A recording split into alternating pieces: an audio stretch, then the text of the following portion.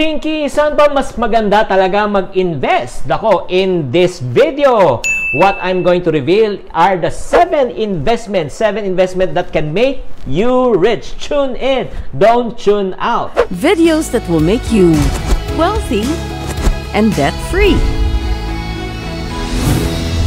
Hi there, this is Chinky Tan, also known as Mr. Chink Positive. Thank you very much for subscribing in this channel. Maraming salamat sa pagsuporta. We're over 700,000 na po tayo. Road to 1 million subscribers na po. So please do click subscribe and don't forget to click the bell button. Isama na rin yung all at i-like nyo na rin itong video na ito. Maraming salamat po. This is one of the highest topics and hottest topics na pag-uusapan po natin, and super excited po talaga ako.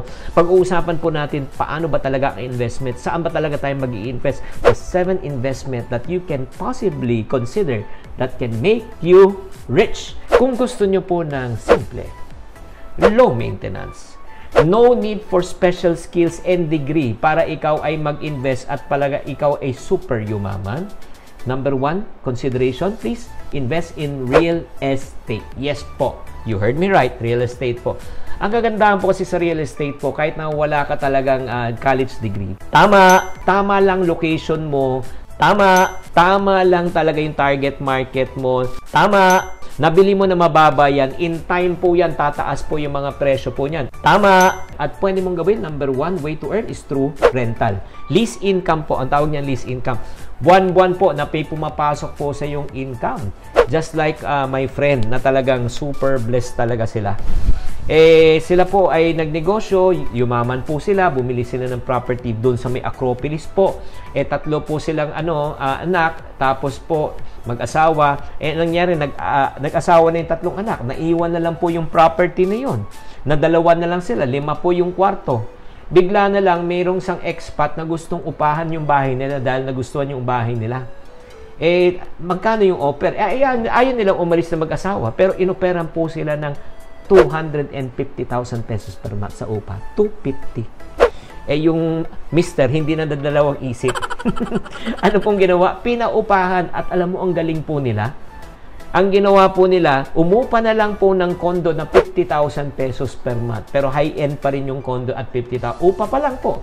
Okay lang kasi may 250 siya. Diba? Umupa siya ng 50,000. Malaki po yung kondo. May 200,000 siyang income na nakukuha buwan-buwan. Bongga! So, real estate. That's number 1. Lease income po. Number 2 po is resell. Reselling po. Kung gusto nyo, buy and sell po kayo, or if not naman, after quite some time, after 10 years po, or let's say some number of years, pwede nyo na ibenta. Mag-appreciate ng presyo. Okay, so, ang investment po pagdating sa real estate po, ang holding period, suggested ko po, is at least 10 years and above. Pahinugin nyo muna. Second, investment that can make you rich is invest in paper assets. Ano po itong mga paper assets na ito? Ito po yung tinatawag na UITF, Unit Investment Trust Fund. Ito po ay, or tinatawag na mutual funds. Ito po yung mga simple and easy way to invest. Alam mo, kung ayaw mo naman talaga mag-isip kung ano yung bibili mong stocks or saan ka maglalagay ng pera, saan palaguin, you allow the fund managers to do the investment for you. Itong UITF po, saan nyo mabibili? Sa mga bangko. Itong mutual funds naman, mabibili nyo ito sa mga insurance company or sa mga tinatawag na financial advisors. Kausapin nyo na lang po sila. Okay? Pagdating naman po, pag gusto nyo talagang mag-invest sa mutual fund or UITF, ang holding period po nito, listen, okay? Should be more than 5 years, not less than 5 years. Kung ikaw mag-i-invest ka after 1 or 2 years, bumaksak ang presyo, ibebenta mo, huwag kang mag-invest kung ayaw mong iiwan dyan for at least a period of 5 years. Tama! Third investment that can make you rich is invest in the stock market. Yes! Many people made money, many people also lost money. Lalo na pag hindi mo alam. Pero pag ikaw, alam mo to, marunong ka magbasa ng mga graph, marunong ka magbasa kung kailan yung bottom, kailan siya mag-average, kailan siya in other words, napakaganda pong investment ang stock market. Tama! Pero ito lang po, babala lang po pwede kayong kumita ng milyon, pero pwede rin kayo malugi ng milyon. Kaya ang stock market is not really for the faint-hearted or what we call as emotional investors. Tama! Yung parang pagka nakikita mo talaga yung parang yung bumabagsak sa stock market, parang inaatake ka sa puso, hindi ka makahinga. Hindi po pwede para to sa iyo. Ang holding period po pagdating po sa stock market, if you really want to become an investor, is at least 5 years and above. The longer, the better. Huwag kalimutan! Number fourth investment po that can really make you rich is what we call as invest in a what? Business.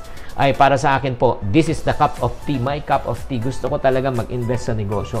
Kasi alam mo, kagandahan po sa negosyo po, you have control. You are the boss, di ba? Pwede mong palaguin.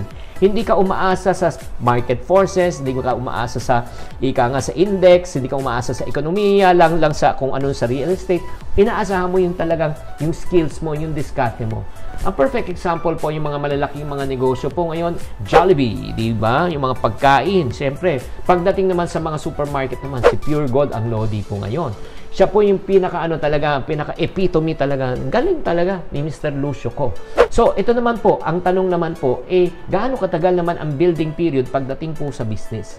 At least 2 to 5 years to break even, 2 to 5 years, and 6 to 10 years to really make profit. Huwag kalimutan! So, kung kayo naman po ay talagang nagmamadali kayong yumaman, hindi ulit ang negosyo po para sa inyo. It takes time also to build a business. Let's go to number 5. The fifth way po, fifth investment that can really make you rich is this. Listen. Ito po ay para sa lahat. Para sa lahat. Invest in your talent and skills. Yes! Nako, napakaganda po niyan.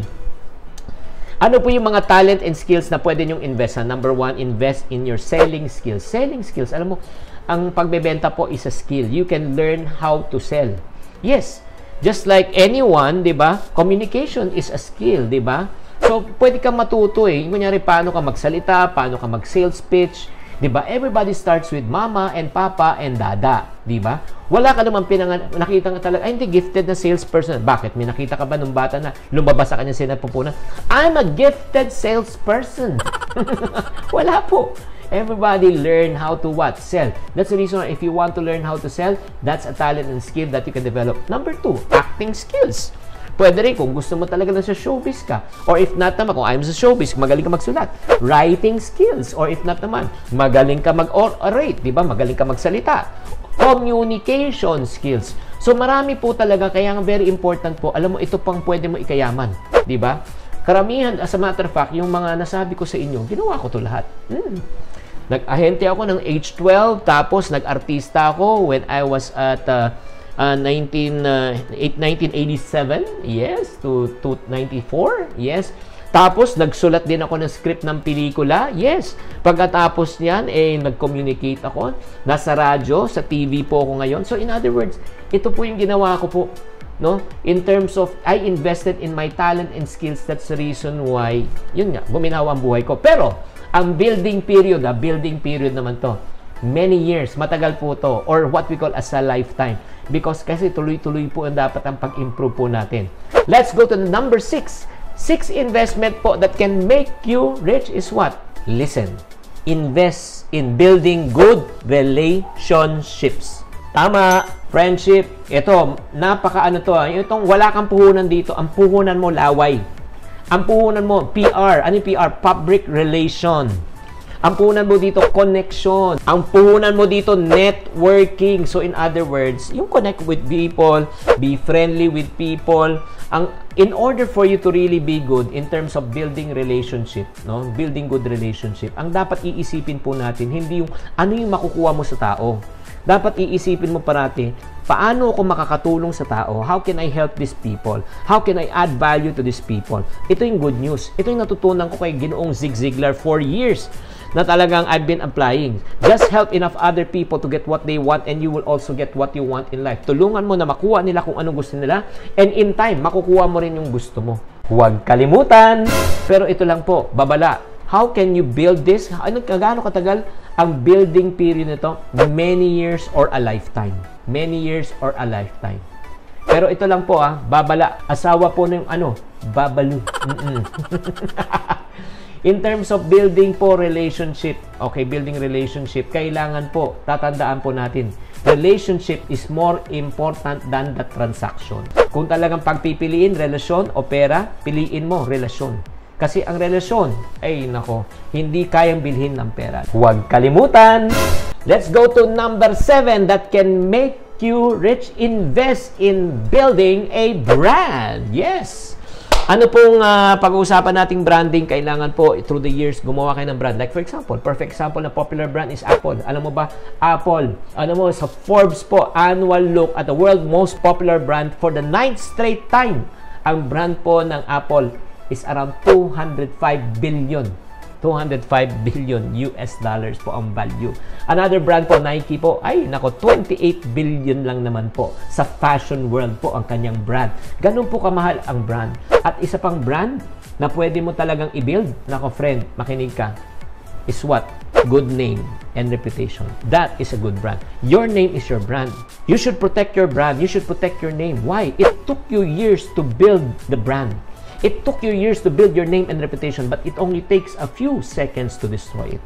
Kaya huwag kayong magkakamali. Uulitin ko, huwag kayong magkakamali na piliin po yung pera versus reputation.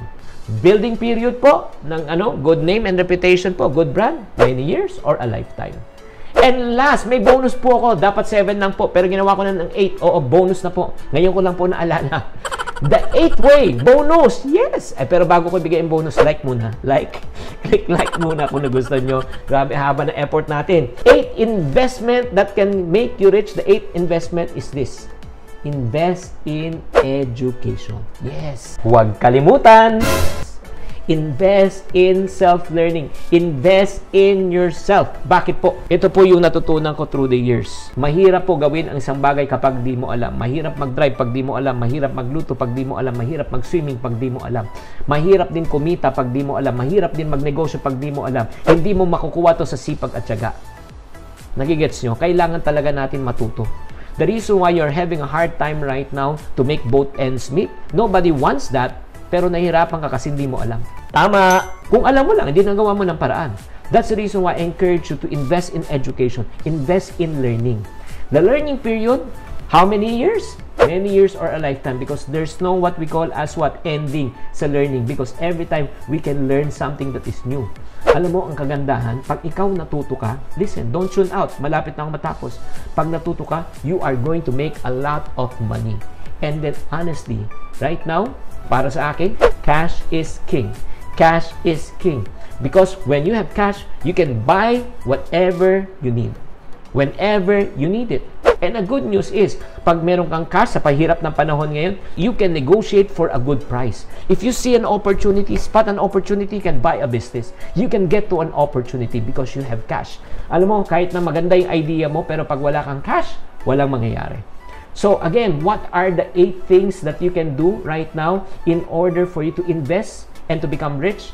Number 1, investment in real estate. Number 2, paper assets. Number 3, stock market. Number 4, invest in a business. Number 5 po, invest in your talents and skills. Number 6, building good relationship. Invest in relationship. Number 7 po, invest in your brand.